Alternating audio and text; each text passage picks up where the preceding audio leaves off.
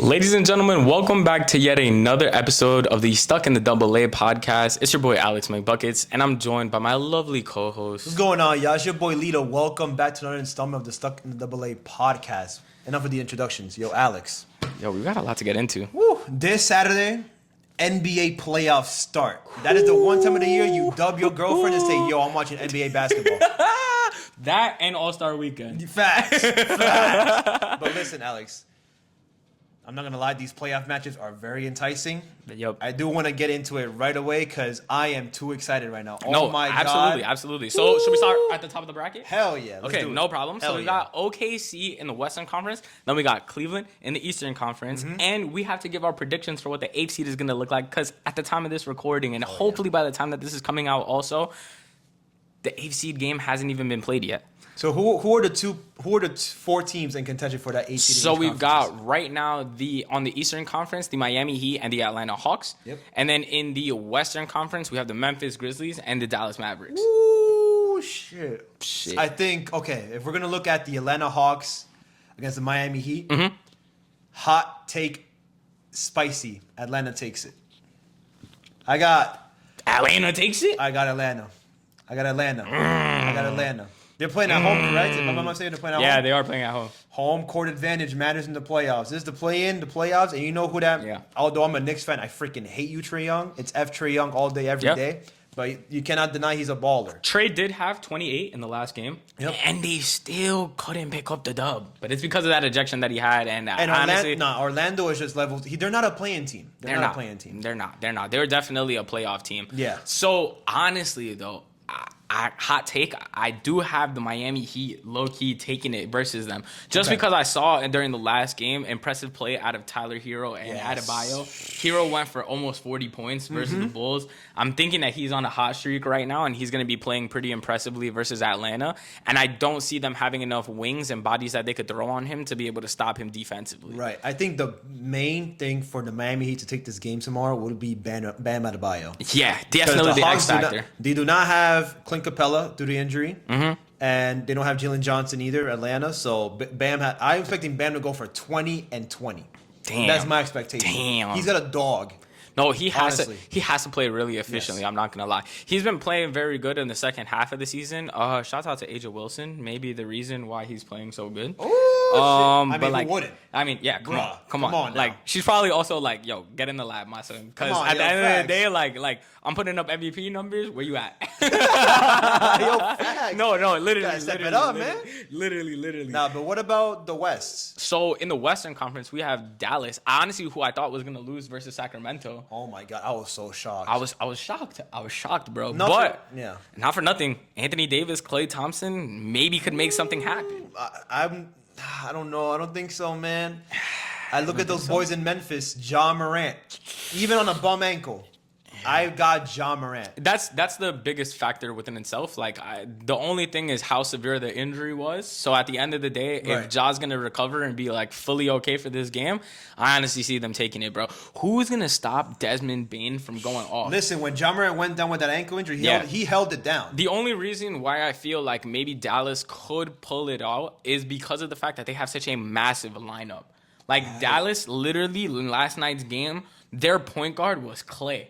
At 6'8", bro. Yes. And that's crazy. And then they have Daniel Gafford. They have Derek Lively. AD. And they started yesterday some guy named Najee Marshall. He was playing at the 2 guard for them. Bro, that guy's huge also. He's like a 6'10" guy. Like, yo, their whole team is just like a very big squad. Right. So, again, if Klay plays efficiently and AD plays as well as he's been playing, they might be able to take it. But I agree with you. I think maybe Memphis. I don't think AD is going to do his thing tomorrow because of Jaren Jackson Jr.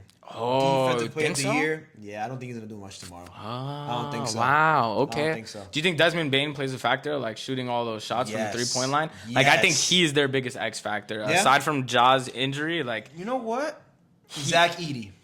Oh. He's the big man in the middle. He has to neutralize Anthony Davis and Daniel Gafford tomorrow. Yo, I So hope that's gonna Anthony be Davis one- no se lo come vivo, Yo. because Jesus. Ay, no, por favor. Dude, that's what I'm saying, But Zach Edey man. for me is the X factor for tomorrow. He made so many mistakes in that game versus the Warriors, but I don't blame him because he's a rookie. He's been double teamed. He gets triple teamed. He's so tall. Like, Yeah. what do you want him to do? You know what I'm saying? Like, It's a fact. So if we look at Memphis coming out in the Western Conference, and then we look at their matchup versus OKC, who's the first seed, right? The way that things played out this regular season, in the 5 matchups, OKC took it versus Memphis. I mean, OKC barely lost games this season. yeah. So it's like, they raked the league. do we think that they're going to breeze by the first round? No, it's gonna be competitive. I say OKC in 6. Main reason, because John Morant.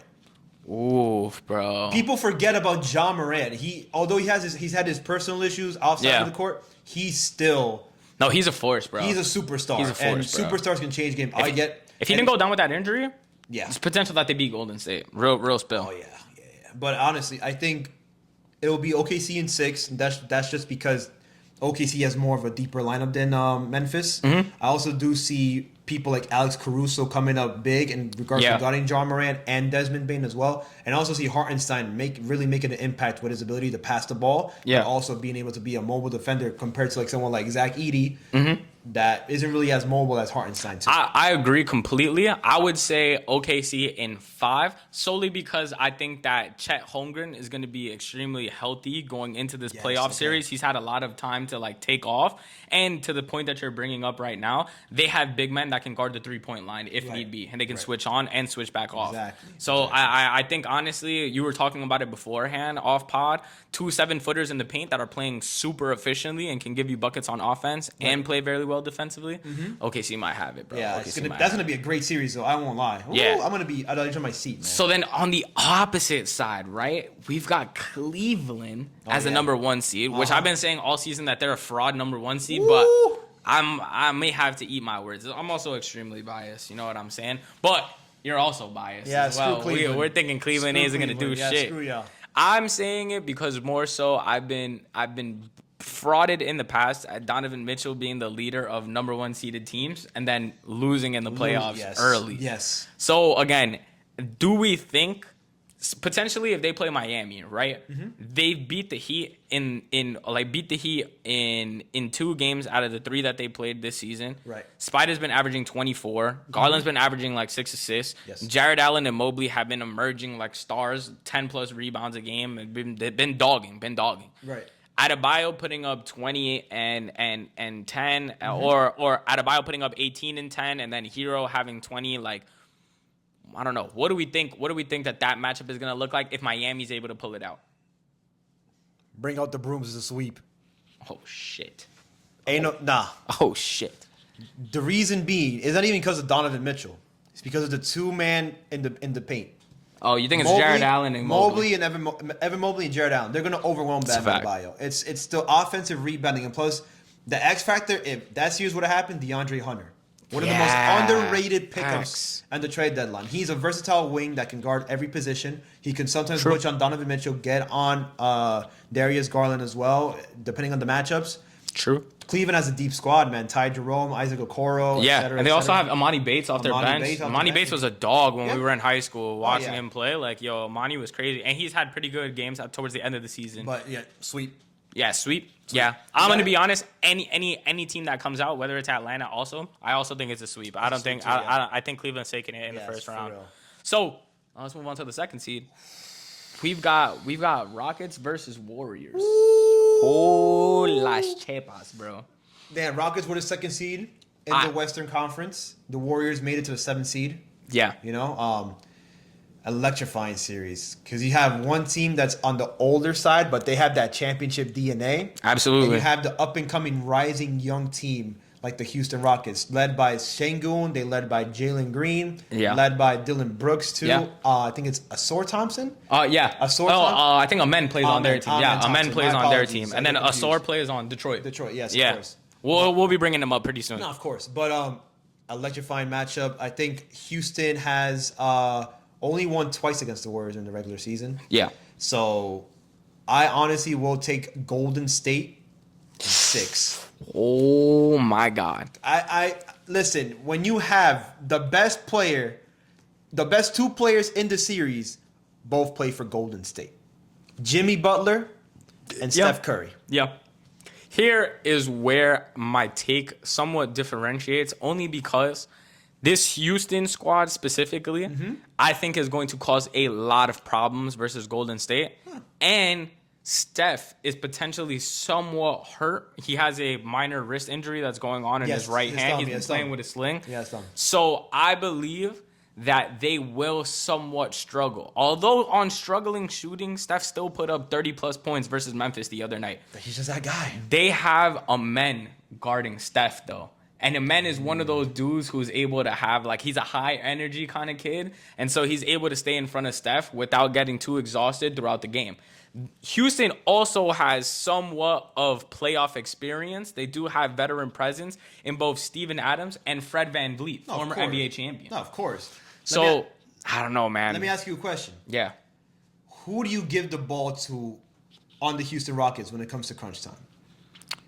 Ooh, that's a tough question. Golden State has two of them. So even if you put Thompson on Steph, Jimmy Butler.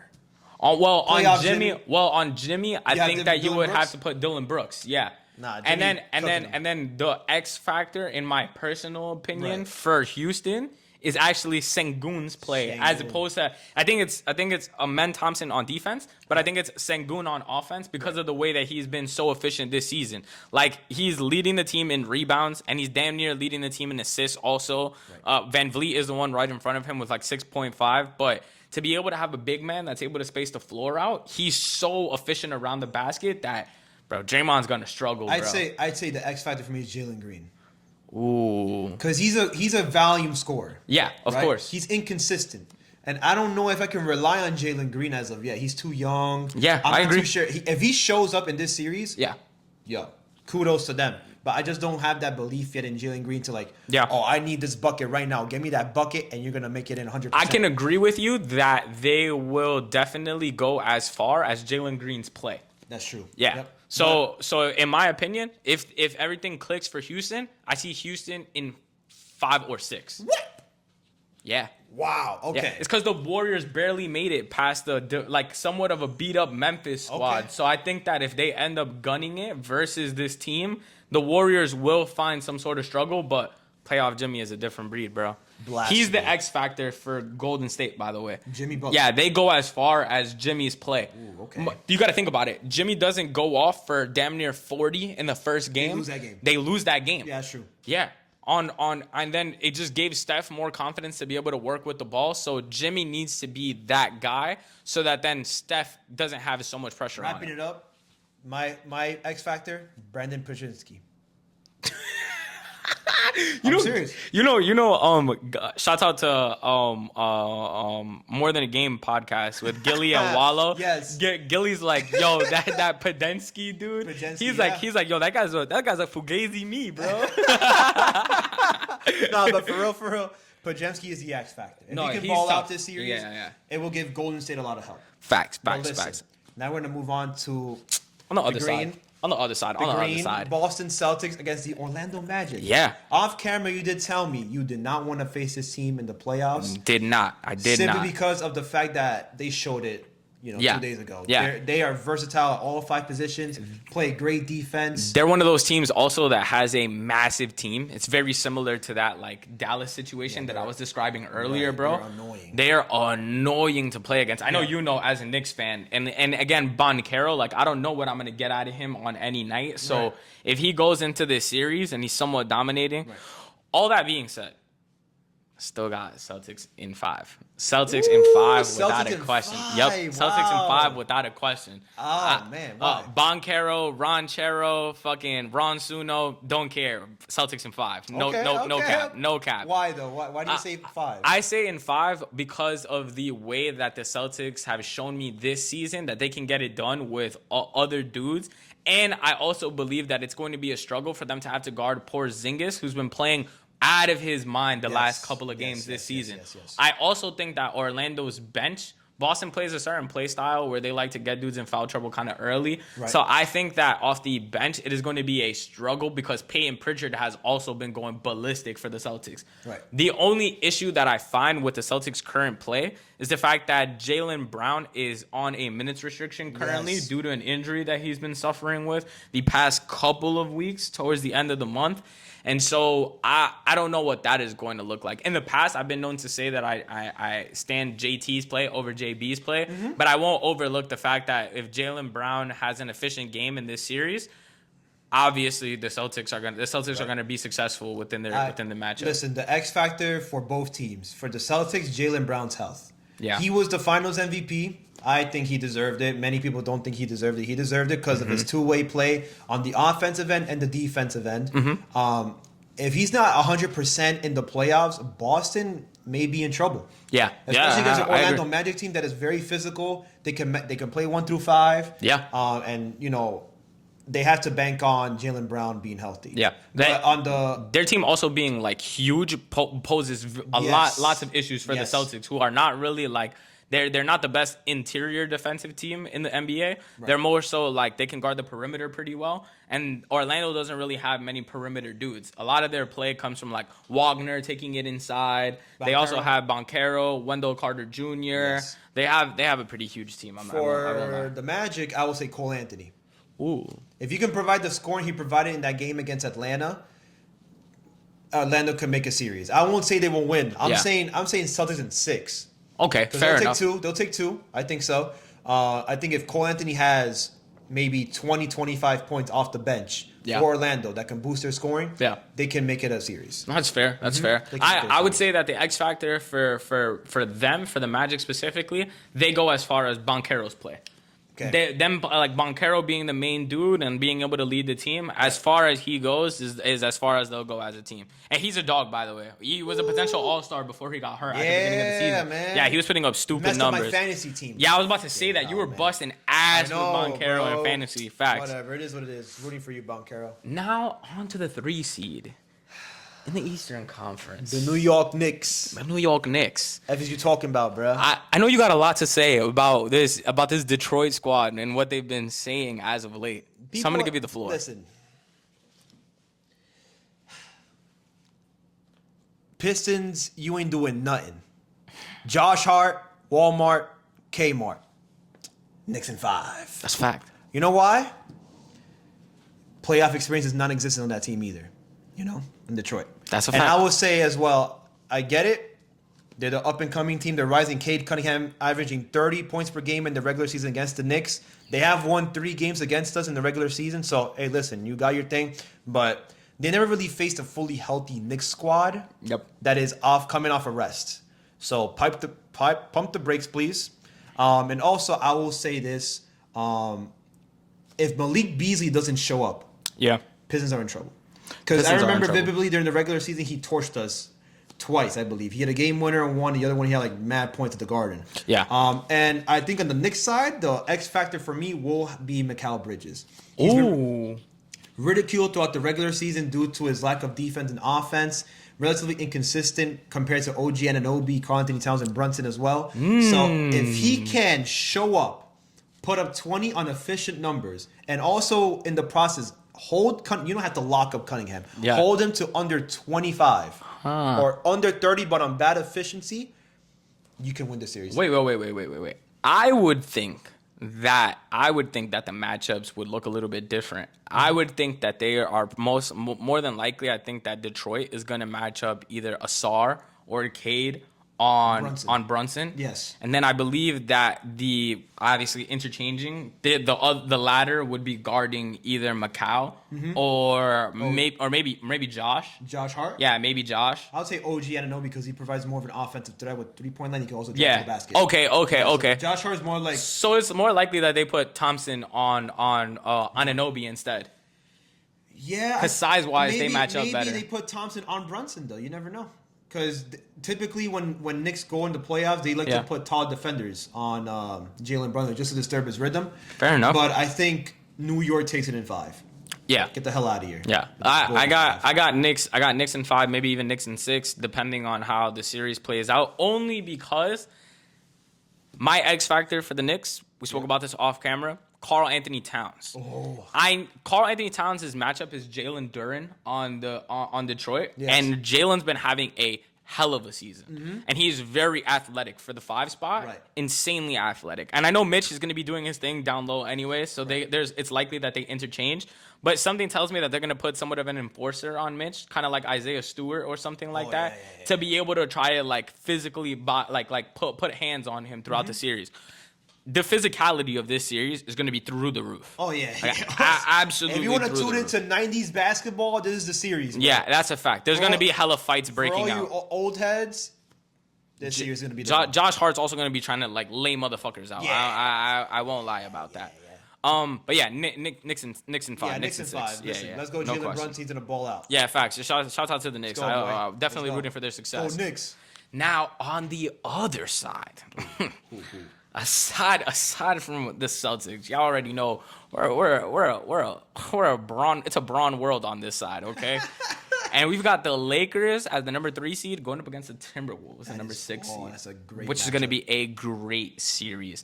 Now, the Timberwolves have never seen the Lakers so far in the regular season with Luka on the squad. Oh, hell no. All 4 matchups that they had this season, in which they split 2-2, were back when Anthony Davis was with the squad. Yes. So this is going to be a new look for the first time matchup of Anthony Edwards having to go up against Papi Luka. And LeBron.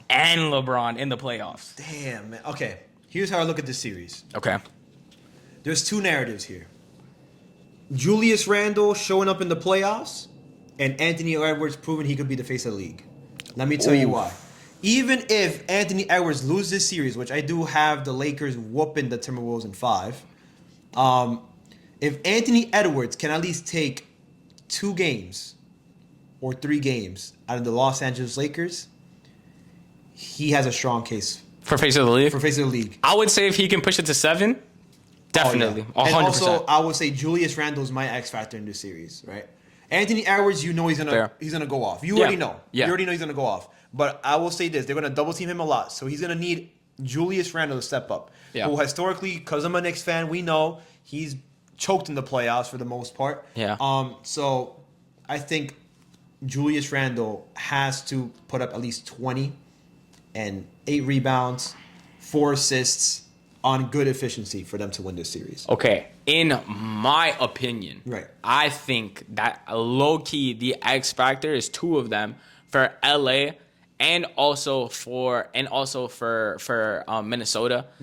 In Minnesota's case, I think that their X factor, believe it or not, is Jaden McDaniels, who is arguably going to need a matchup versus one of the more bigger wings. It may be like a Hachimura or maybe like LeBron himself. Or Luka. Or potentially Luka. Yeah. I see Luka, Anthony Edwards matching up for a majority of the game. Oh, he's going to want that. He's going to want that. Yeah. The thing is that he needs to stop kind of this like third option on the Lakers, whoever it ends up going to. Yes. And then I see him not necessarily putting a body on a guy like Austin Reeves, maybe. Right. But at the end of the day, on the Lakers side, Austin Reeves' play is definitely going to be an X factor for LA, as well as Luka Doncic's shooting efficiency.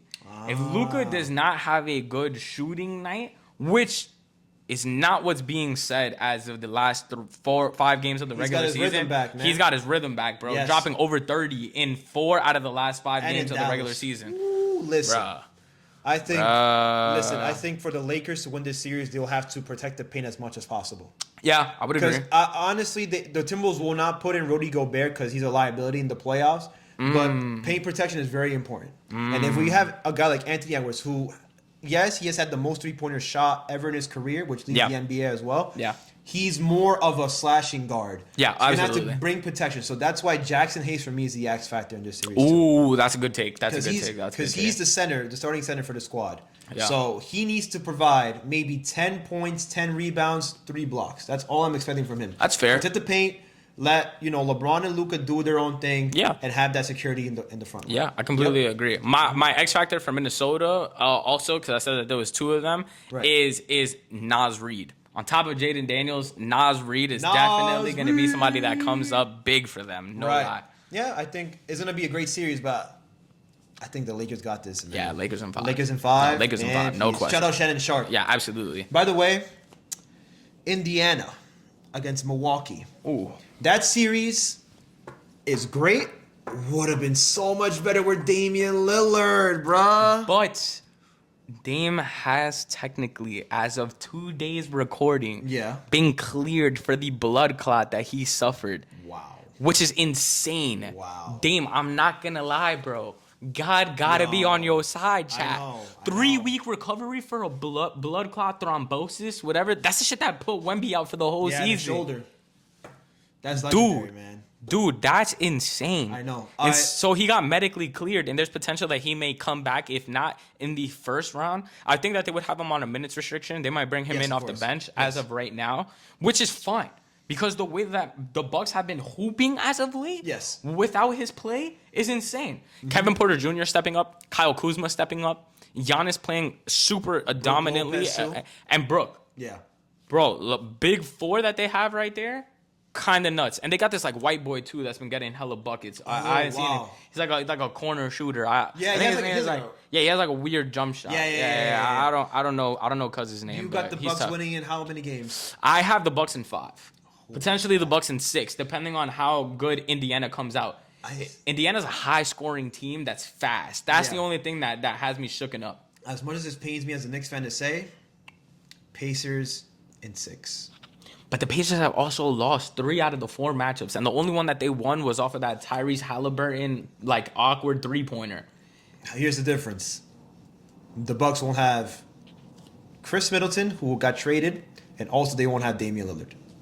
So the Bucks will have to rely heavily on Giannis Antetokounmpo. Will have to rely heavily on Kyle Kuzma, who great player. Yeah, but he's been playing okay. Not the transcendent guy. No, and Kevin Porter Jr. too. Not transcendent. So, and Indiana has one of the deepest teams in the league. They have Nembhard. They have Nesmith. They have Tyrese Halliburton, Siakam, Miles Turner. That is a lot to deal with. Yeah. And I think the Pacers will take advantage of the fact that Damian Lillard will not be in the Bucks starting lineup. Yeah. They will win this series in 6. My thing is the best player on the squad, like the best player on the court, like you were saying earlier, is Antetokounmpo. Yeah, averaging 30 and 11. He's in contention for MVP runnings and stuff like that. So they really need to amplify the fact that they will not let him go off, or completely shut out everybody else while he is going off, which I think with the names that are given is somewhat hard for Indiana to do. Right. Which is they're not having as good of a season as they had last year. Mm-hmm. The play of Tyrese Halliburton is down. He's not scoring as much as he was in the past. Although he's leading in assists, it's going to be very tough. I will say, for the Bucks to win the series, the X factor for me, Kyle Kuzma. Without Damian Lillard, you need that guy that can put the ball on the floor and create shots for himself. I think Kyle Kuzma can do that. Yeah, right? I say that. Before in the Lakers, not so much with the Wizards because the Wizards are trash. Yeah. But Kyle Kuzma for the Bucks, you need to compensate for not having Middleton anymore, which was a guy that was crucial in their championship run, and also Damian Lillard. But for the Pacers, Pascal Siakam. Yeah. Pascal Siakam has to dominate in this series. Yeah. Because Halliburton may not be scoring as much as, we would like, but he's a great facilitator. And I'm not going to lie, though. Siakam could turn it up in the series. Siakam is a proven playoff performer. He won the title with Kawhi Leonard in 2019. Yep. He, for me, has to go out and ball like that post-spin move and the fadeaways. Freaking Beyblade over here, yo. Yeah, that's a fact. My God, bro. It's crazy, bro. Damn. Yo, nah, he be wildin'. You would know. You would know. He cooked the Knicks. Yeah, you would know. Man, please. But the last series we have to talk about. Last series matching up 4th and 5th seed in the Western Conference. We've got the Denver Nuggets versus the Clippers. And the reason why this series is extremely interesting is because of the Nuggets' inefficiency so far this season. Oh, yeah. And the fact that they also just got rid of Malone. And their GM. Yep. So, honestly, not even to mention that the Clippers have been on fire so far. Like, the Clippers have been playing out of their mind. Whooped Golden State. Well, not whooped, but they got Golden State's number in that last game of the regular season. Very true. I think this is going to go to 7. Ooh. Wow, what it take? It's going to go to 7. I believe that it will go to 7, too. Who do you got coming out? Well, first things first. Jamal Murray's health has to be at 100%. 100% agree. Because he's coming into the playoffs a bit hobbled. But we all know, you should know, you follow LeBron and the Lakers. Come on. When playoff basketball does commence, Jamal Murray becomes a different animal. So if he can stay healthy, he could be at least 89% of himself. The Nuggets can win the series, but that's only but. I got the Clippers edging this out. I've got the Clippers edging it out as well. So I think my X factor in this series for the Clippers will be James Harden, because historically speaking, he's had great regular seasons. This year was arguably one of his better seasons as of recently, the last 5 years. He has to show up in the playoffs. Yeah. That Game 7 against Boston, I still remember it to this day. Horrible performance. And historically, all due respect to James Harden, because I mess with him as a player, one of my favorite players, he's got to show up in the playoffs. My issue with Harden is the fact that I believe that he is also a massive X factor for the Clippers. I believe that if Jamal Murray is able to get off the way that we've seen in past playoff performances, Harden needs to show up on defense. Ooh, yeah. You absolutely need to show up on defense. But you know what, though? They won't put Harden on Murray. They would put Chris Dunn on Jamal Murray. And Chris Dunn is a great defender. I'm not sure if you've seen his clips. Yeah. I've seen his clips. So it's going to probably be a situation where they start Chris Dunn and James Harden together. And they will have Chris Dunn on Jamal Murray so that Harden can get that rest, so that when he goes back on the offensive end, he'll be more energized. Clippers team is deep, though, bro. They're deep, bro. Man. They got Terrence Mann coming off the bench. Their team is tough, man. Yeah, man. They got Norman Powell. Shit, yeah, I know. Yeah, Norman's been dropping 22 points per game, bro. He's been playing super efficiently. Who do you got in the series? I got Clippers at 7. I have Clippers in 7. If not, then I potentially have Nuggets in 6. Depending on Jokic's play. Okay. If Zubac is able to lock up Nikola Jokic, then I completely see them. I completely see the Clippers being able to dominate in this series. Right. But if not, bro, it's gonna be a long day, man. Trust me. I know from facing Nikola Jokic in the playoffs in the past, being a Lakers fan. Oh, Lord, that guy puts belt to ass, bro. Man, you gotta watch and out he for that turns it up in the playoffs. Yep. Like he's already turning up during the regular season. Like we've been talking about it. Shai Gilgeous is definitely gonna win MVP. Oh yeah. But Jokic is literally averaging a triple-double and doing it on the most ridiculous efficiency that we've seen ever. That's why I'm saying, like, Zubac's got to play his thing. He got to play his game too, man. It's going to be a great series. I'm going to be tuning into every game. Absolutely. Ooh, man. Absolutely. So, to round things up, Angel. Yeah, what's up? And because we kind of missed it a little while back, we should definitely bring up the fact that our fans, the few fans that have been turning in, have reached out to us on the gram. Oh, yeah? And they want to know about certain takes that they have and they want us to talk about on the pod. Spicy hot takes. From the gram. Yep. And so we'll start it off. Shout out to our boy John 1X4. Yep. He says basketball is the second most popular sport in the world behind soccer, we're assuming. Yeah, I agree. Yeah, I agree, because literally the '94 Dream Team made it international.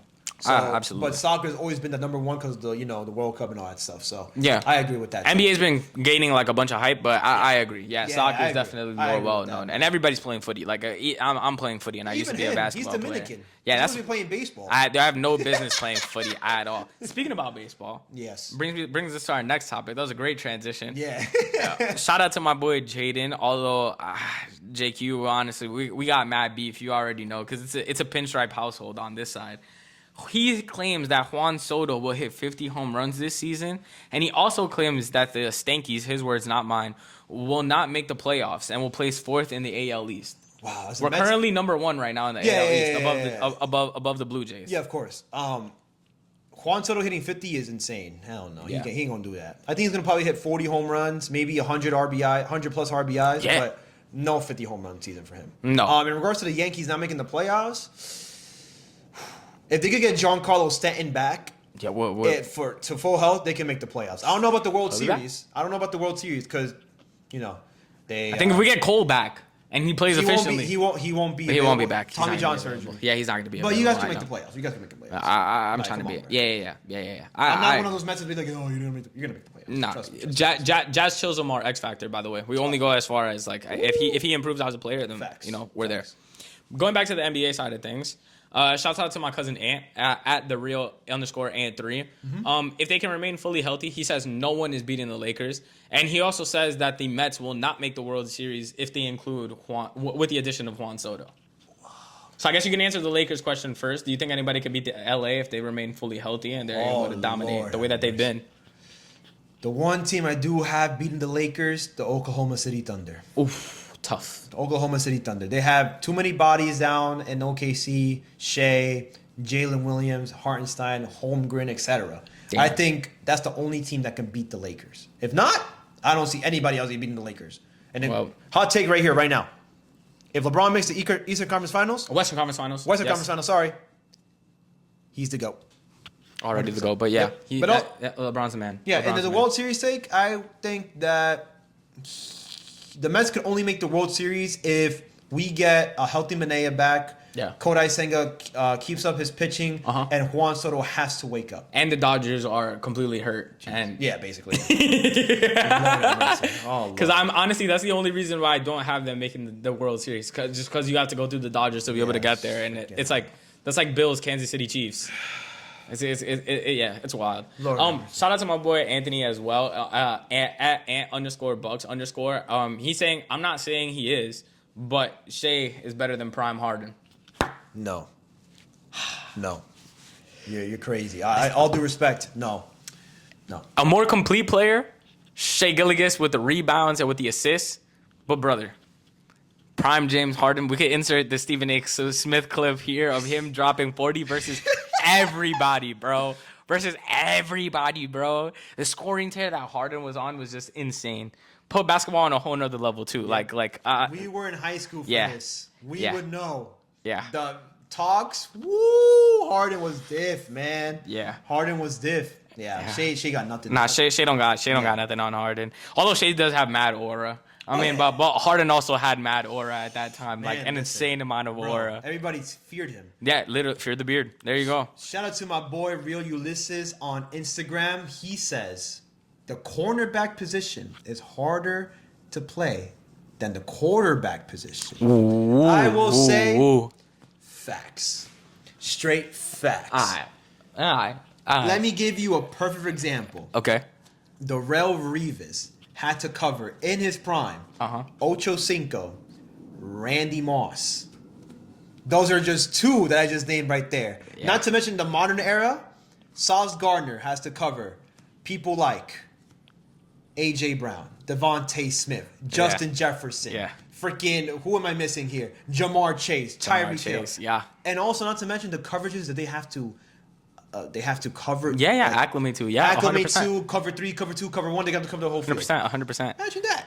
Yeah, I can make the argument that the quarterbacks need to face the cornerbacks, but again, that's just adding to the plate of the cornerbacks being as efficient as they are. So at the end of the day, definitely see cornerback be in the harder position. Hell yeah. Now, that actually brings up something really interesting, and it'll be the last thing that we wrap up the podcast with. Mm-hmm.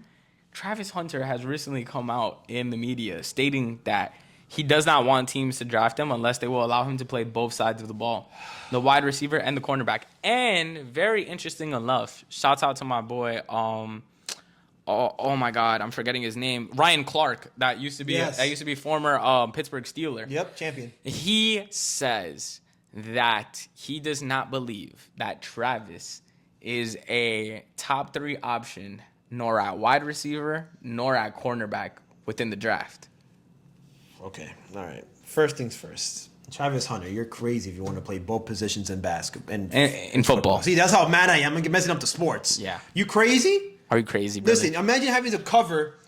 Imagine you as a quarterback having to cover Jamar Chase. I want to see it for the Shohei Ohtani factor. No, of course. I want to see. No, I would like to see it myself, but I don't think it's gonna happen. I know. Imagine having to cover Jamar Chase and then having to freaking line up against Sauce Gardner. Yo, what the fuck are we talking about, bro? Bro, no, it's not gonna happen. And plus, I think when he gets drafted, he won't have the full control to be able to I want to go here, I want to go here. No, the coach is gonna be like, nah, you're freaking wilding. You crazy? That's fair. It's a lot of injury. And also, to be honest, we're gonna wrap it up here. College football is nothing like the NFL. Yeah, 100%. I completely agree. Kidding me? I completely agree. Well, all that being said, please somebody let him at least do it for 1 game to 2 games on this, just so we can say that we saw it in our lifetime. Like whoever it is. That'd be great. We will be getting into how the draft will be playing out. in the next episode of the Stuck in the Double A podcast. Next week, guys. So, ladies and gentlemen, we thank you guys once again for coming in and tuning into the show. You guys drop your playoff takes in the bottom of the episode so that we have an idea of how you guys seeing things play out. Angel, where can they find you at? Find me on Instagram on Lito_005, TikTok on Angelito_S5. So go ahead, give me a follow. Also, if you follow me on Instagram, you can give me any of your hot takes, and they'll be discussed on the Spicy Hot Takes segment. Yeah, that's Let's a fact. go. What about you, Alex? You guys can find me everywhere at Alex.Mcbuckets or iteration of Alex.Mcbuckets. It might be like an underscore or something like that. I'm on TikTok. I'm on YouTube. I'm on Instagram. You guys can check us out anywhere. And again, you can also feel free to drop those takes within my DMs, and then we'll go ahead and respond to them on the podcast. Yep. Ladies and gentlemen, we thank you guys once again, and we hope that you guys tune into the next one. What an NBA playoffs we have in store. Go Celtics. Go Knicks. Let's go. Let's do it, baby.